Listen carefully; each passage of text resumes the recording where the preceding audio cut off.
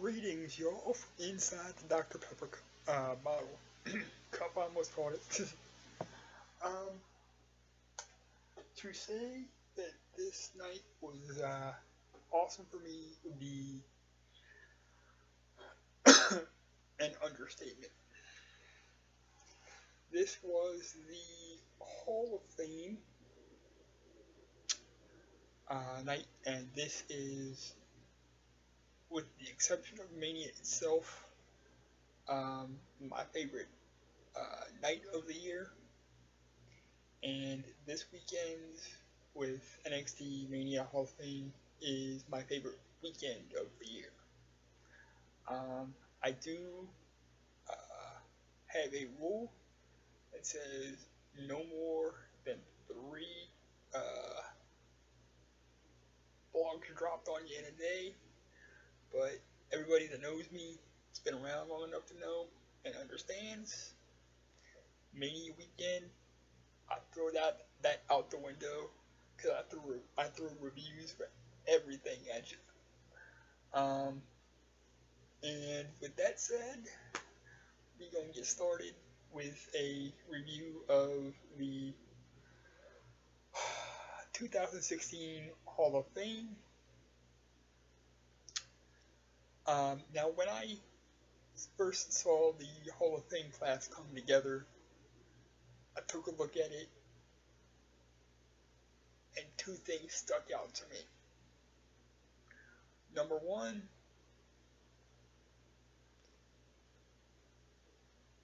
the Godfather, for as cool as he was back in the day, never did enough that any fan that knows anything would consider him Hall of Famer. He was good at what he did, but not a Hall of Famer in my opinion. I've said that from the start. I will continue to say that. But at the same time, I think back and, hey, Coco Beware's in the Hall of Fame, so I guess the Godfather deserves it too. And honestly, Godfather did more than Coco, so if Coco's in, welcome in, Godfather. He kept his speech short. He just, thanked his family, thanked the fans, told a story or two, and got out about 5 minutes. It's pretty cool, I thought. It's interesting. And then,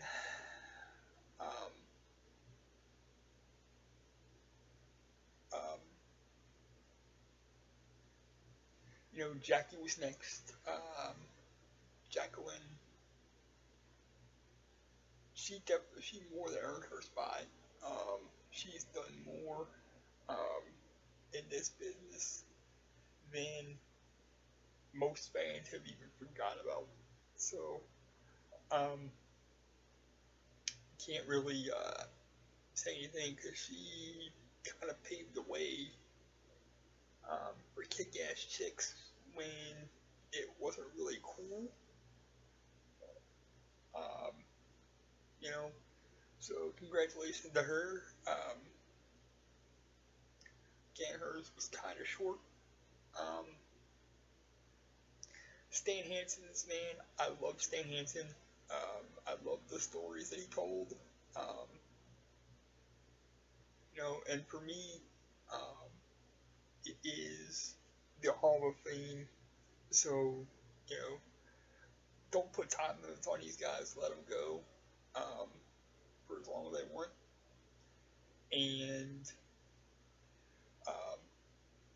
so his stories were awesome. I loved them to death. And then, Joan London, of course, got the Warrior Award presented to her by Warrior's widow, and well deserving of that award. she gives a voice to something and a face to something that people fight anonymously most of the time. So awesome to see her. She looks great. Um, from what I hear, she's in remission and she looks great. Um, so keep fighting, and that's what you do. Then of course, um, Snoop came out and you know kept his short. It was about what I would have expected from him, but it was cool for what it was. Definitely glad he kept it short. Um, him, Joe London, and The Godfather could have they kept them short, and because they were short, um, kind of allowed the guys you really wanted to hear from, the Stan Hansons, the Freebirds, the Stings, um, you know, their inductors, the Ric Flairs, um, the New Day, the um, you know people like that you actually wanted to hear from. We kind of extended them out and gave them time, which is cool. Um, you know the Freebirds were just awesome.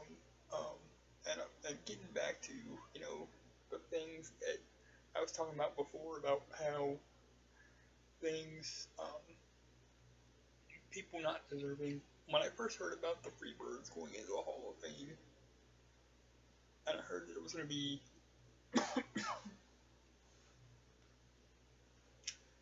Terry, Michael, Buddy, and Jimmy, I was not down with.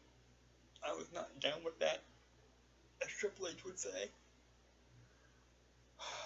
Um, I always thought that it should be the original three, which was Michael, Terry, and Buddy, and I didn't think Jimmy Garvin did enough to warrant being included in that. But after hearing the speech that they gave and the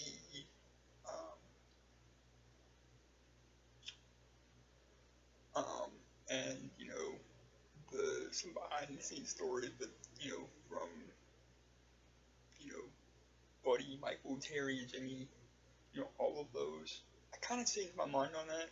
Um, and so I am after hearing all those stories, kind of glad to see him getting the recognition too. Um, Whereas before I thought it should have just been the original three. I thought it was cool as well. They brought out Kevin Von Erich because it's in Texas and world class, and that's where um, you know Von Erichs were gods in Texas. In the early to mid '80s, and I caught him in Texas. In the late '80s when I first started watching. Um, and again, my grandmother's tapes. She taped everything, so I learned from everything. And so it was nice to see um, Kevin Von Erich there as well. Um, and then of course there was Sting, which I was so happy to see. This is a well deserved honor. Um, his career accomplishments, he would have been, if there is such a thing as a first ballot Hall of Famer in wrestling, he would be the poster boy for that.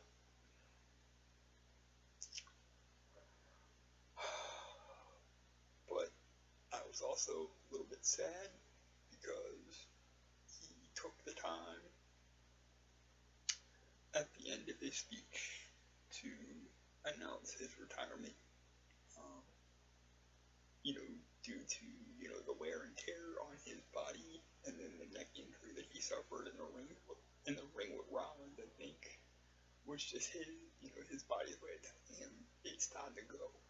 And as much as I was hoping that he would retire and, it would set up for a double retirement, him, Taker, at Mania 33, and then let them both retire, because that's the last thing anybody from, you know, my generation would want to see, that we all been kind of clamoring for in some way, shape, form, or fashion, and then let it happen, and then have him double retire after 33.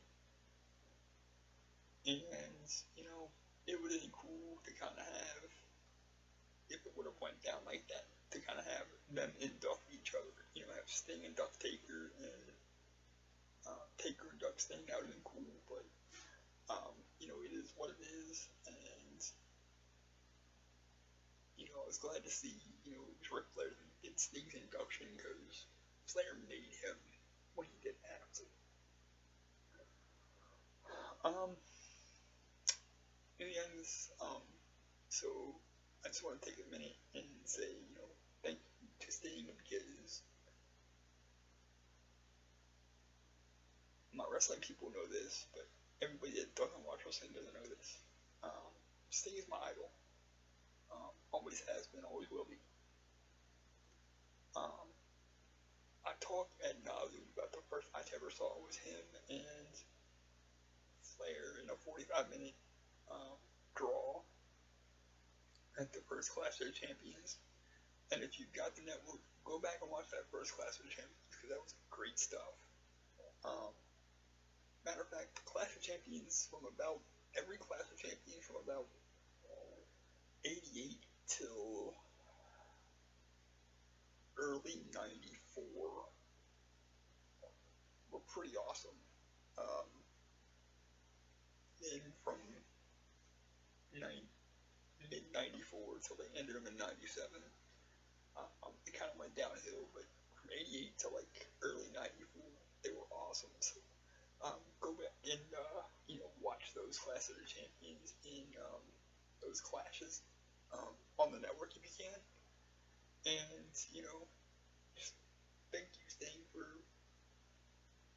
giving me someone to connect to. You've always been my guy, always will be. Whether you were a heel or babyface, or you were always my guy. I didn't care. And it was just an awesome, awesome night. It was about 3.5 hours long, which, people, I've had friends of mine, comment on the length being too long, and I've seen other, posts on the internet somewhere, for it being too long. I don't think so. No disrespect to anybody, but I don't think so. I think this is what this night is supposed to be. Don't give them any scripts. Don't make them write anything down. Just let them go out there and talk. That's what the people want to hear. That's what the people want to see. Tonight to honor them. So just let them talk. Let them go for, last year was 4 hours, and I would have easily sat through 6 or 7. This year was 3.5.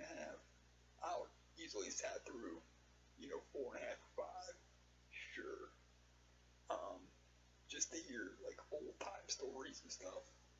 But it was definitely an awesome show. I would definitely recommend it. It's my favorite, favorite part of WrestleMania weekend, other than the show itself. But this whole weekend for me is just like Christmas. So that's my review on the WWE 2016 Hall of Fame, and I'll be back a little bit later with a review of NXT TakeOver Dallas. That was an awesome show too, by the way, but I'll go into more detail on that in what for me will be a couple of minutes in real time, but for y'all it'll probably be whenever you get a chance to listen. So, um, so I will talk to you guys later, and peace. Thanks for listening. Thanks for fostering all of my creative endeavors, um, and giving me an outlet. Because if I didn't have you, what would I record all this stuff for? Myself? Probably not. So, I appreciate it more than you'll ever know. I love you all.